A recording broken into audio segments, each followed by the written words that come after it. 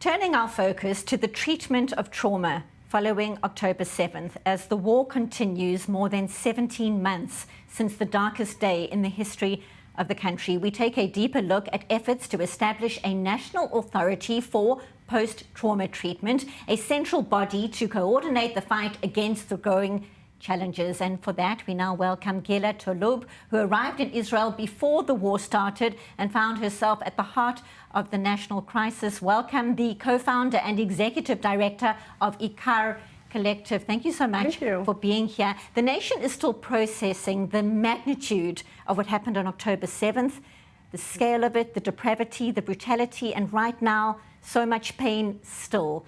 Talk to us about your initial assessment, your reaction to October 7th. Sure. So I think, like you say, October 7th really caught us in a place that no developed market have seen before. Nothing of that scale that touches the entire, country.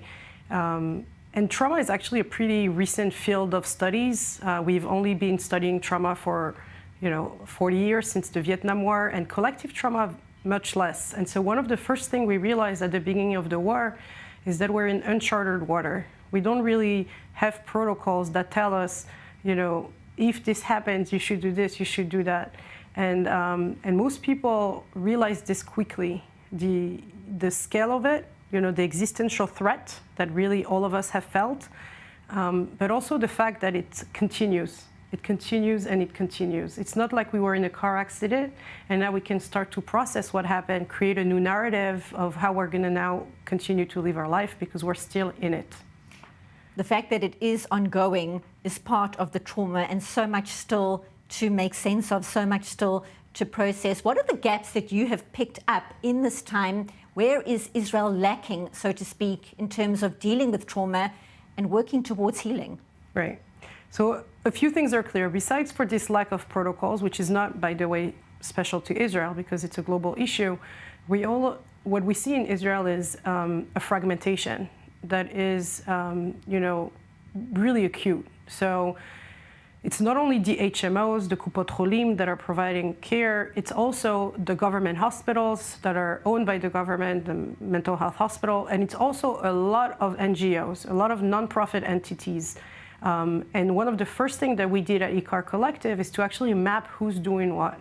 We've identified more than 335 projects. 230 accounted for 90% of the turnover, so we looked at those in more details. We spoke with more than 120 to really understand who's doing what.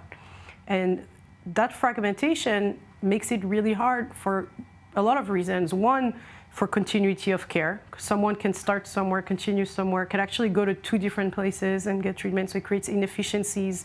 But also, right now, when you have a lot of philanthropists that want to help, public funders, they don't know exactly where we need the most support. And so that's also where we come in with our scientific advisory board that say, what are those areas where we could actually accelerate the healing? What can we do differently to recover more quickly? And briefly, where do people go? People who want to get involved, want to get help, who should they turn to? So that's actually a really hard question in Israel. Because of this fragmentation, the answer is, are they civilian or are they soldiers? If they're soldiers, are they reservists or are they still Sadir in the first 3 years?